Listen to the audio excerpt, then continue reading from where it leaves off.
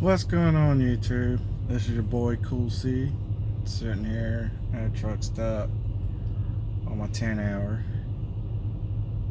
Just thinking what I was going to say in this video. I know I ain't done one in a while. I figure I'd go ahead and, since I had time to do one. I don't run dedicated anymore in back OTR. That is that the rates there at the count that I was running for dedicated wasn't where it was last year.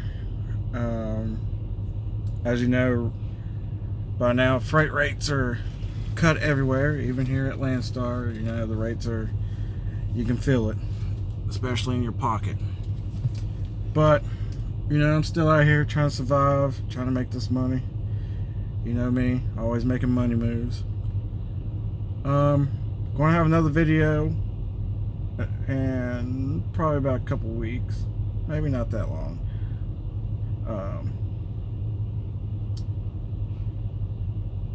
Just be on the lookout for that video, because I made some changes, taking the company in a different direction.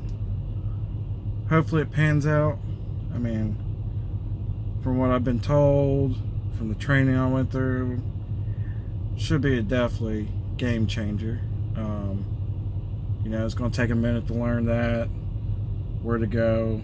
You know, no freight lanes, changing the way I think, changing the way I look for loads. But there's money out there to be made. There's one thing about trucking is you don't have to stay one avenue of the aspect of what you do in trucking. I think I watched the video from the coach. I watch his stuff all the time. Good information. Definitely check him out. I think his YouTube is the Trucker Coach. Good information on there, and he does like live videos with questions and Q&A. You call in, you ask a question, he answers it. Good information. But he said, you know, when times change, maybe it's time for you to change, or something like that, on that lines. You know, rates in one area might be low, but rates in another area might suit your needs. And he said, don't be afraid of change. And I was debating this change for a long time. And when I was watching that video, and he said, you know, don't be scared of change. Change is always good. Might be hard in the beginning, but you know, change can always be good. And it was kind of like a sign saying, hey, Cool C, you know, what you thinking about doing might be the thing that you need to go to. So, taking a leap of faith here, because in this game, if you don't have faith in yourself, you ain't gonna make it. I think a lot of people are scared to be, you know, on the owner-op aspect of trucking, and you know, it's just, if you don't have faith in yourself, you're not going to make it out here. And I think that's where a lot of people get to, is, can I succeed? Can I make this work? Yeah, if you work hard and you keep at it, even the rough times, you can make it out here. I started with nothing coming into this, you know. Got in a little disagreement with the company I worked with at the time. You know, and I said to myself, you know what? They can't run me the way that I need to be ran. But I know how I run, and the areas I want to be in where I know there's freight, that I can get in and out, get the home time I want to get. I said, you know what? I could probably do this myself. Lo and behold, I'm doing it myself. Big learning curve, I tell you that. But like I said, I did my research. I made a mistake going to one company, we won't mention that. You know, they talk a mad game. Have nothing bad to say about them besides the fact that they don't disclose everything when they tell you, oh, we pay 70% of everything. So that means we're taking 30% of everything. And of course, a lot of their contracts are base rates. So, you know, you might get a load going to Texas and it's paying $1,100 and your fuel surcharge is like $98. Out of that $98, you get 70% of it. So you want me to run my truck for about $30 and then come out my pocket for the rest of the fuel to get there. When I started noticing that on my settlements, I was like, no, this ain't gonna work, because the fuel should be mine when I'm paying for the truck. I pay for the maintenance. You're not giving me any discounts besides your fuel discount, which your fuel card, which you cap me at 133 gallons every time I fill up. And on my truck, I drive a T680. I have 135 gallons and 120 gallon tanks. So I have 255 gallons worth of fuel, and I can only put 133 gallons in once a day. So, and then every load that you give me is like 42 to 45,000 pounds each. So you're maxing out my truck all the time, and I'm going through mountains and everything else. It's not like being out in Arizona where it's flat and in a desert or anything like that. It's West Virginia mountains, Kentucky mountains, and all that good stuff. And you want me to pull this freight for this really low money, and wasn't making sense. So, as y'all know, I finally got to the company I wanted to go to, or work for the company I wanted, or at least onto the company I wanted to work with. When I first started this, I always wanted to have that blue star behind me, and not knowing when I first came into this that, you know, Landstar was nothing but owner operators. So I had to go to a company. Was a company driver, did well. Still got asked to come back to that company. I talked to one of the recruiters there and was just catching up, because, you know, we had a little close connection and we talked about a lot of things, and he always, you know, made sure I was good when I was there, and if I had any problems, like, you know, he tried to point me in the right direction to get them fixed, or try to do something to get it fixed. But ultimately, at the end of the day, you know, I got to put food on the table and provide. And when you can't do that, it's time to make a change. Plus, with the stress, the headache, and always trying to make me do the impossible. And there's been a few times that when I knew I couldn't drive, I had to drive because of this load had to get here by this time. So, you know, I kind of let them run me down, and then I started talking to other people, and they're like, man, it's not like that. You shouldn't let them do that. You know, you want to be safe. You want to keep your record clean. And I said, you know what? That makes a lot of sense, because what's behind me does not matter to the well, safety, and being of my life. So, and others. If anybody watches my video that actually knows me, they know that I am a very safe person. So I take safety to extreme. If it ain't safe, I ain't doing it. If I don't feel safe, I ain't doing it.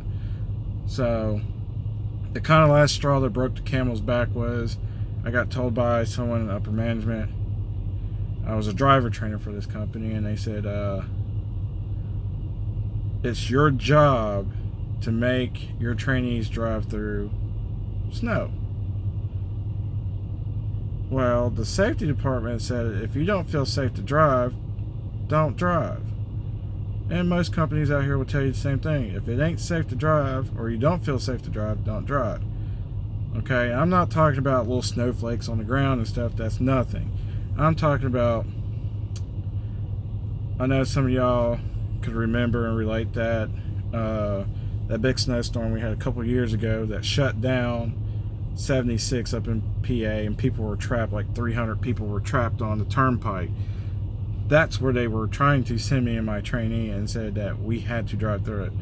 And my trainee, you know, she looked at me and she said, I don't mind driving the snow, but once I can't see the road, I'm not driving. I said, I wouldn't make you drive in that. I'm not that type of person. I wouldn't do it. If it's something I wouldn't do, I wouldn't make you do it. And after that, I was like, I'm done. So I finished her training. She did good, got her own truck. Didn't quite work out for her. She was still kind of nervous about backing him, though she could do it. She was just overthinking everything, and I tried to, you know, reassure her that she was doing a good job, because I knew she could do it. She had the skills to do it. It's just that she'd freak out and get scared, and she'll stop, and then she'll try to recorrect herself, and then end up overcorrecting or something like that, and causing her to mess up, instead of just relaxing and let her training kick in. But other than that, great driver. And I know she's still driving for another company. Last time I talked to her, she's doing very well there. So I'm glad that she's doing well. But I left, got my truck. So I got the Blue Star now.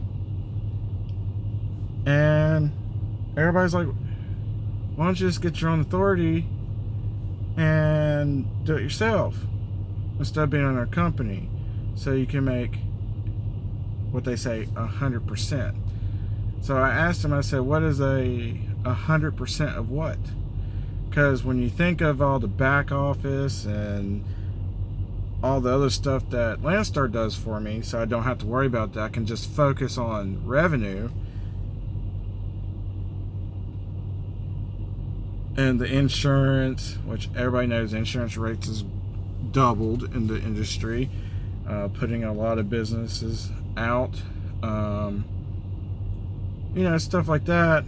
I was like, you know, it's about the same what I make here, so why do it? And I like where I'm at. I really do. Have no problems with them at all. Never get a phone call saying, hey, you're not doing your job right, nothing. Usually, if they're concerned, they call, hey, we haven't seen that you moved for a while. Is everything okay? Is there anything we can do? I like that. I mean, they really look out for you. I know a lot of people say, well, you know, Landstar is all about, you know, where the money comes from. I agree. They are a business. But you also have to look at that you're a business partner with Landstar.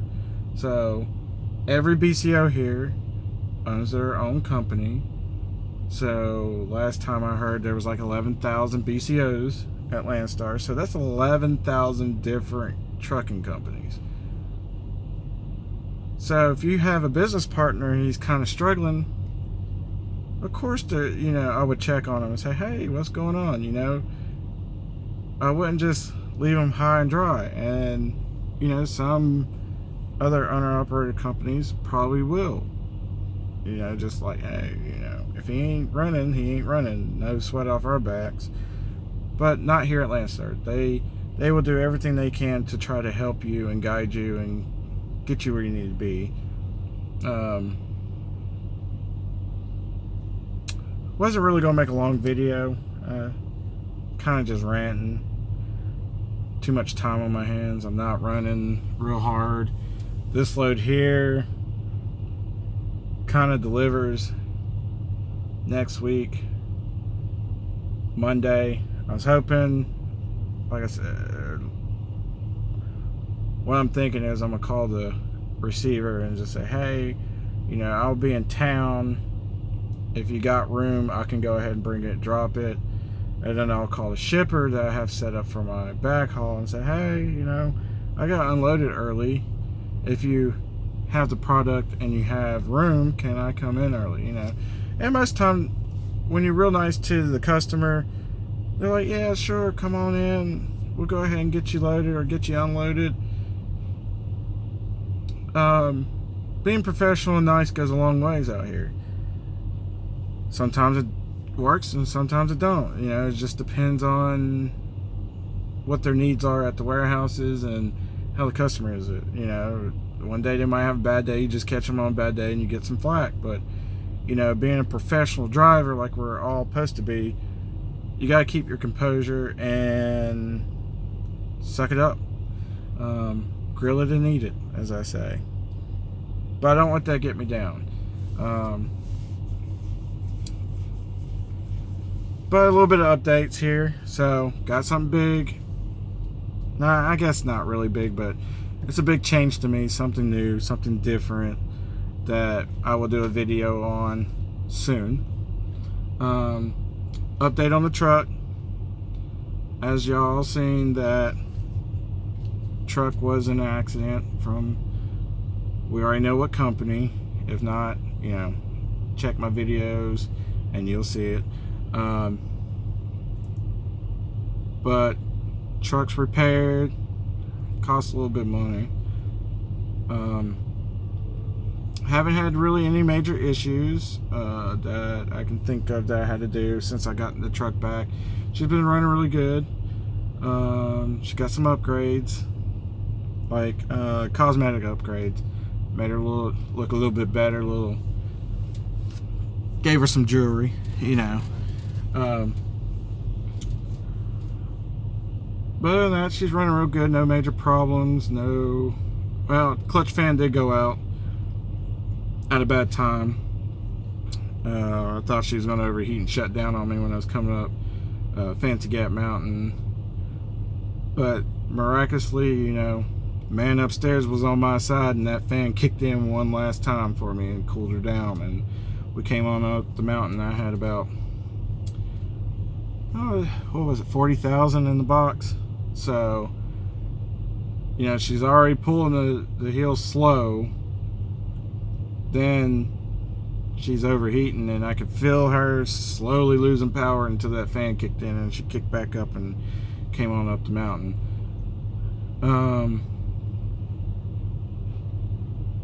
Oh yeah,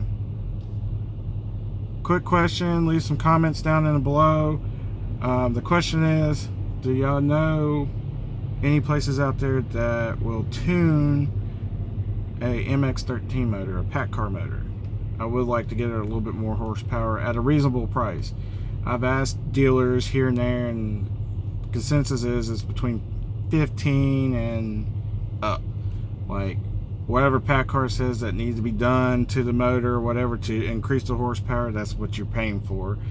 I'm sure a little small tune, I'm not looking for like 700 horsepower or 600. I'm just looking for enough so she'll pull a little bit better, like 500. I know the factory max horsepower is 510, but I'm sure you can get a little bit more out of it and not really damage the motor. But I'm just looking for a little bit more horsepower. If y'all know someone or some tuner or some tuning program that I could use to increase the horsepower a little bit. Oh, look, that someone's calling me, but I'll call him back.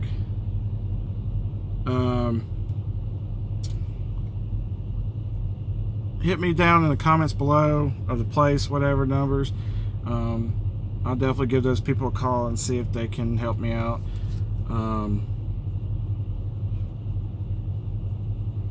So the big news is coming soon. Let's just say I gotta do a lot of running to get to this point, pretty much delivering in Texas, picking up in Texas, going to Pennsylvania, and then turn around and go from Pennsylvania to Colorado. And then once I get to Colorado, that's when I'll make the video and you'll see the new big change. I would show y'all a little sneak peek, maybe a hint, but I want to leave y'all in suspense, because if I show you, you'll know instantly what I'm about to do or what I'm changing to. Hint, hint, changing to. It's already been on the truck for about a week now, and it's all pretty and everything, so that might be a little hint for you guys out there. But yeah, I just want to give y'all an update. You know, truck's good, I'm good, the family's good. We all, you know, through this tough time, still sticking together, keeping each other's spirits high. And it looks like it's trying to get dark on me here, so I'll try to turn some light on here. My bald head up here is reflecting off the camera, making it, there we go, focus. Alright, but a couple of other BCOs I talk to on a regular basis, you know, we conversate back and forth, keep each other's spirits high, bouncing ideas off each other. I think that's something else that I might get into, is something else with Landstar. I'm thinking about, I have an opportunity that comes along with this big change, and I might pursue it more. So I thought about maybe creating an agency to run some freight. I just got to talk to this person a little bit more to see if I can secure a contract with them, and then try to get 2 more on top of that, so that way I'll already have my 3 customers that I can have to start the agency, really without having to be under. But if not, I'll hire someone to shadow and let them learn the ropes, and then go that direction.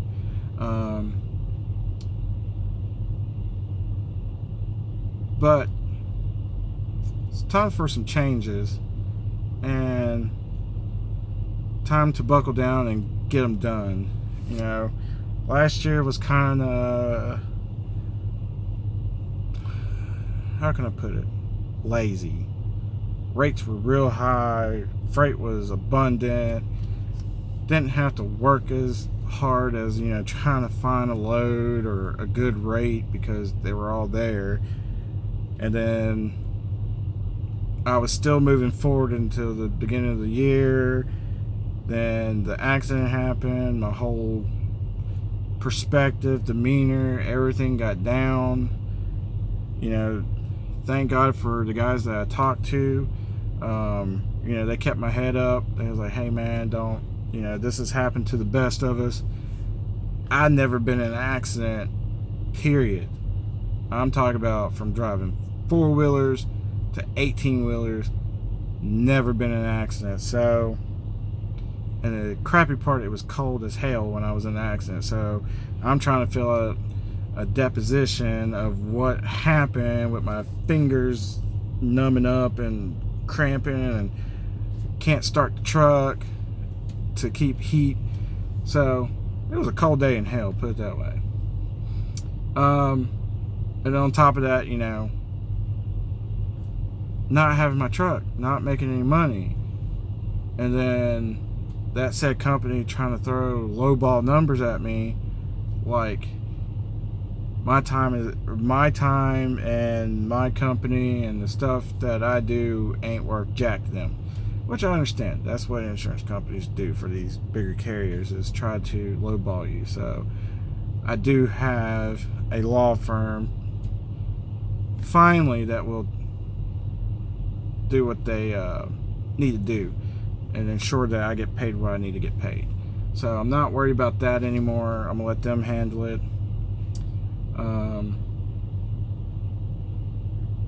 but I didn't accept none of the offers that they threw at me at all because it made no sense. It wasn't what I lost. And, you know, the law says I need to be compensated for the time that I lost. You're not going to compensate me for 10 days because that's what you think it should have took, or this is what you think the part should have cost, and all this other stuff. Look, I'm not in that state that you're in. I don't get discounts like you get. So when you ask the dealership for a part list and prices, they're going to give it to you at your discount and your bigger company. So it is what it is. I don't get those discounts. I don't get those rates. So suck on it. I mean, I paid, well, my insurance paid what they said it's going to take.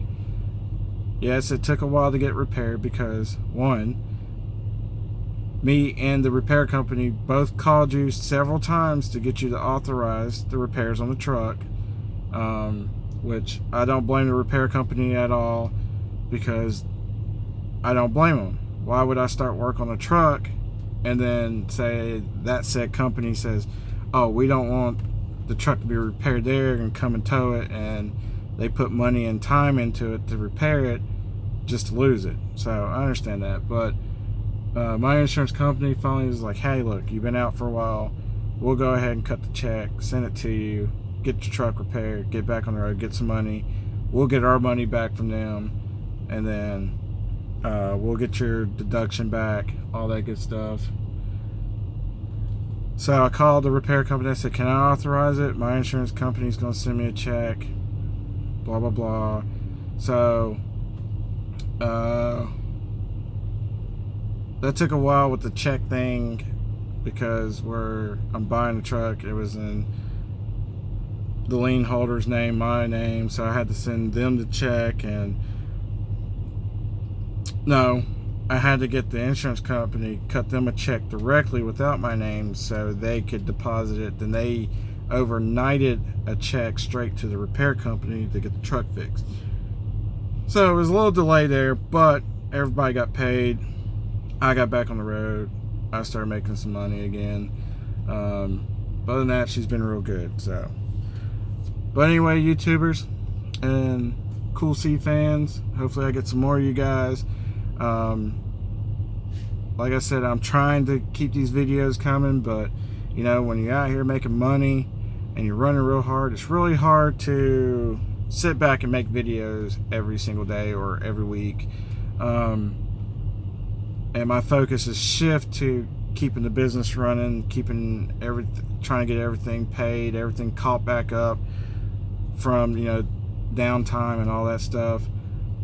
And when I get free time, I will do a video like I did tonight. A little bit longer than what I thought, but hey, keep your eyes open. This is your boy, Cool C. I'm out.